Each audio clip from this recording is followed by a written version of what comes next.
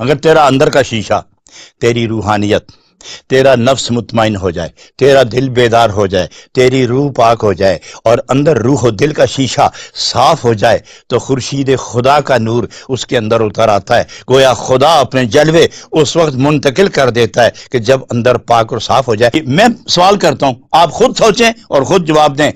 شدت کی پیاس لگی ہو آپ کو اور یقین ہو جائے کہ اگر مجھے پانی نہ ملا تو روح و جسم جدا ہو جائیں گے، روح قبض انصری سے پرواز کر جائے گا، لیکن ایک گلاس ملا، پانی تو ہے، تھوڑا دور ہے، گلاس کے ذریعے، رسی کے ذریعے گلاس باندھ کر اوپر لاؤ، لیکن وہ گلاس اتنا غلیظ ہو کہ جگہ پر گندگی کا ڈھیر ہو اور بدبو بھی آ رہی ہو، تو کیا خیال ہے؟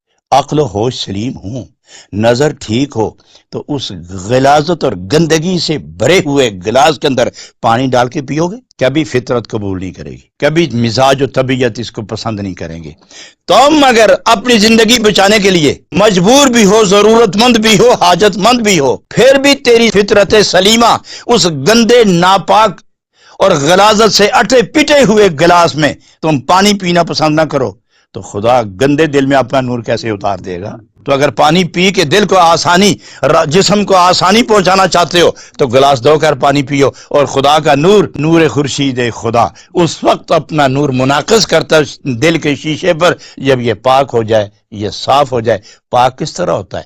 پچھلی رات جاگو، آنسو بہاؤ، سر سجدے میں رکھو، باوضو رہو، کپڑے پاک رہیں، جسم پاک رہے، تن پاک رہے، من پاک رہے، ظاہر پاک رہے، باطن پاک رہے، رفتار پاک ہو، گفتار پاک ہو، کردار پاک ہو، نظر پاک ہو، فکر پاک ہو، ذکر پاک ہو، زبان پاک ہو، گویا سارے جسم پر شریعت کا پہرا لگ جائے، جسم پر، آنکھ پر شریعت پہرے دار ہو جائے، زبان پر شریعت پہرے دار ہو جائے، ہاتھوں پر شریعت پہرا دے، تیری رفتار پر شریعت نظر رکھے، تیرے جسم پر شریعت نظر رکھے۔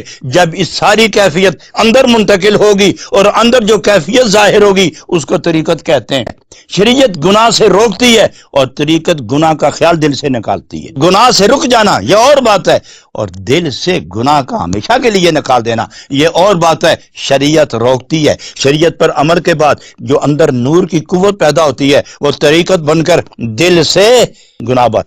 یہ ہے کہ اندر کچھ گند و غلاظت پڑے ہوں اور اس پر کمبل، چٹائی اور کارپٹ ڈال کے چھپا دیا جائے، یہ اور بات ہے۔ ایک یہ کہ کمبل، چٹائی، دری وغیرہ، کارپٹ وغیرہ ہٹا کے جھاڑو لگا کر صاف کر دیا جائے، یہ اور بات ہے۔ گناہ سے روکنا یہ شریعت کا کام ہے، اور محبت و عشق کا جھاڑو لگا کے صاف کر دینا یہ طریقت کا کام ہے۔